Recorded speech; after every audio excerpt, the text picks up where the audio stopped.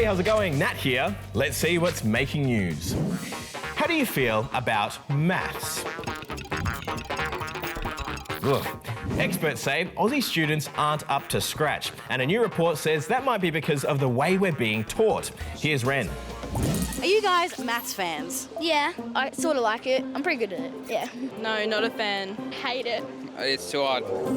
Yeah, look, while it might not be the easiest subject, maths is really important, and it's something Aussie schools are being asked to focus on. Why? Australia has a maths problem. Yeah, in the last 2 years, NAPLAN results have shown a big decline in our maths skills, with 1/3 of Aussie students performing below the minimum standard. So to find out why, the Grattan Institute, which does research on political and economic matters, decided to survey a bunch of teachers. What we found was that they were really struggling with a hodgepodge of mixed messages and advice. They weren't being given the professional development and support they needed. The Grattan Institute says the answer is to help our teachers be the best they can be, by giving them more training and rewarding the maths teachers who are doing a really good job. Oh, Mr. Baton, shout out to that guy. Shout out Miss Lee. We love you, Miss Elafiri. The best maths teacher is my dad. And what would your message be to other maths teachers? Look, just try and make it really engaging, step away from the textbooks as much as possible, and try and connect with the students and get their interests and build lessons around that. There's been some good news for Americans in the market for a new phone. US President Donald Trump has decided to keep electronics out of its trade war with China. So the tariffs it's put on all Chinese imports won't apply to phones or computer components like semiconductors and memory chips. It's been welcomed by China and by US tech companies that make their products in China. Although the president says he will be bringing in separate tariffs on electronics in the next few months.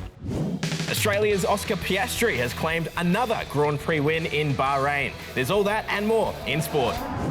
That's right, Nat. Everything's coming up Piastri. He stole the show and the cup at the Bahrain Grand Prix over the weekend, and it makes him the first driver to snag 2 race victories this season. And speaking of insanely fast things, we can't not shout out Gout, who just ran the fastest 200 metres of his career at the Australian Athletics Championships. He will be Gout of this universe! He clocked a time of 19.84 seconds, but officials say he had a little too much help from the wind again, meaning this record still will not officially count. Done.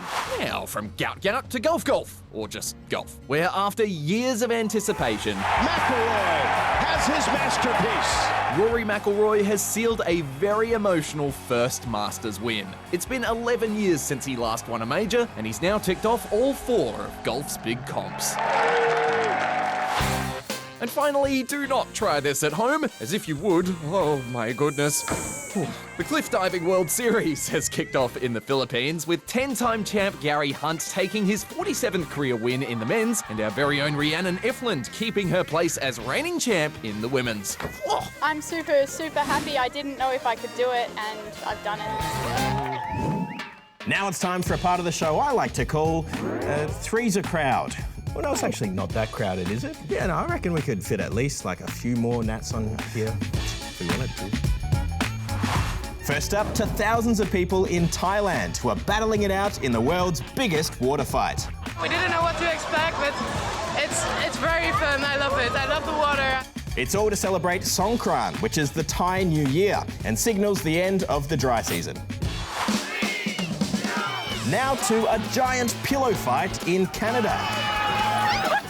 It's the 4th time the event's been held, and the only rules are to have fun, and preferably not go for people's heads. Oh, and apparently not to use feather pillows to avoid litter. Yeah, right. And finally, to the US's National Grits Festival in Georgia. Grits, in case you don't know, is a type of porridge made from corn, and it's pretty popular here in America's South. The highlight of the event is, of course, the Grits Pit. First, competitors need to weigh in. Then they get into this big old tub of grits where they try to shove as much as they can into their clothes. Then they're weighed again, and the winner is the one who's packed on the most grits. Well, that's all from us today. We'll see you tomorrow. Bye, bye, bye-bye. Good job.